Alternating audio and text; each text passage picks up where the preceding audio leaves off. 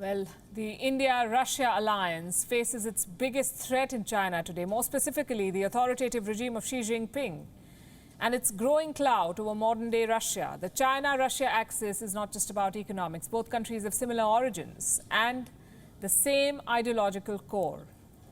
Allow me to take you back to the early 20th century. Both China and Russia, then known as the Soviet Union, were in the middle of communist revolutions. In Russia, it was Joseph Stalin who rose to power. Stalin's Russia actively helped Mao Zedong take power in China. In fact, Mao even trained in Russia. Both communist leaders, both had a cult of personality, and that gave them complete control over their countries. Several years later, the Soviet Union collapsed, but communism did not die. China took lessons from the fall of the Soviet Union and created a new and uglier brand of communism. Today, the Communist Party has complete control on China. It's a party with a country, as they say. It wants to bring weaker nations under its sphere of influence and mold international institutions using Chinese characteristics. Russia, which forgot a pandemic today to celebrate the success of Stalin against the Nazis, has found an old best friend in China, the new fountainhead of communism. It's like history is repeating itself. Both Russia and China share similar values on the global stage. They are led by strong leaders. Just like the times of Mao and Stalin, today we have Xi Jinping and Vladimir Putin. Both leaders enjoy a cult of personality. Their grip on power is absolute, and their friendship is there for the world to see. Look at the pictures on your screen.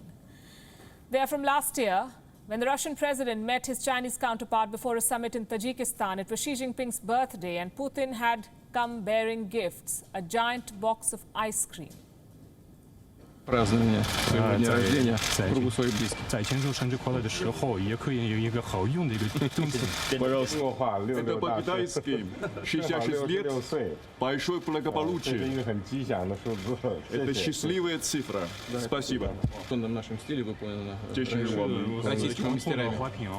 非常精美的 Изящные изделия. Да, кстати говоря, душанбе очень хорошо развивается. Вот я здесь было регулярно. Well,